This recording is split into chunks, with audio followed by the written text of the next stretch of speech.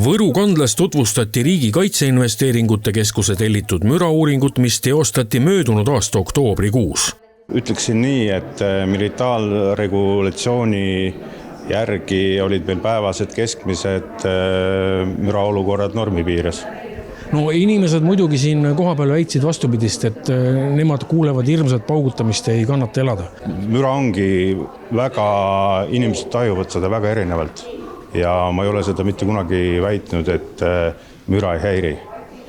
Osasid inimesed häirib rohkem, teisi vähem. Rahvast on väsinud nendest tabelitest, me ei saa nendest aru ja mis teed mind nõnda kurvab. Järjest vähem jääb rahvast, kes tuleb siia saali, sest teid ei usaldata. Ütleme nii, et see mürauuringu dokument ise, et ta on väga tehniline ja sellest ongi keeruline aru saada ja meie müratöö koostaja ülesanne siis oligi täna, et võimalikult hästi seda seletada, mis seal kirjas on.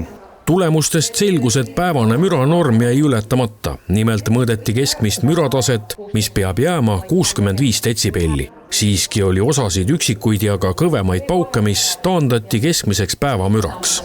Ehk siis nagu selles veidi robuvõitu vene anekdoodis, et kui Maša magab igamehega ja Leena ei anna kellelegi kätte, siis keskmiselt on kõik külanaised litsid.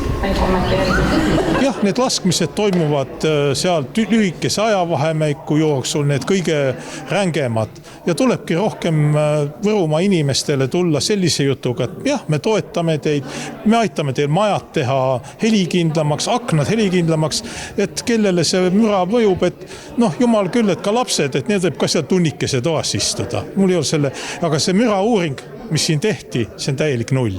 Meil ei pea seda kotoh olema päevast päiva.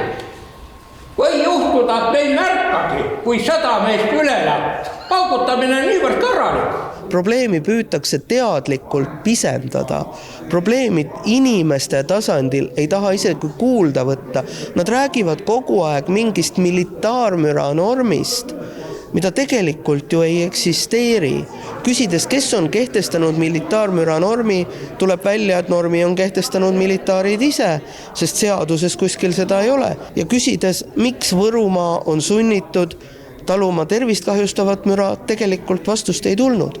No see mürauuring tehti hetkel, kui 2. oktoobril lasti suurtest torudest. Kui tihti seda üldse tehakse siin kagunurgas? Tuleb tunnistada, et see oli meil esimest korda. Ehk siis me tõime reaalselt siia oma 2 suuremat relvasüsteemi selleks, et just nimelt laskmiste käigus saaks mürauuringud läbi viidud. Meie põhilised laskealad tänaseni on olnud ikkagi Põhja-Eestis Kaitseväe keskpolügoonil.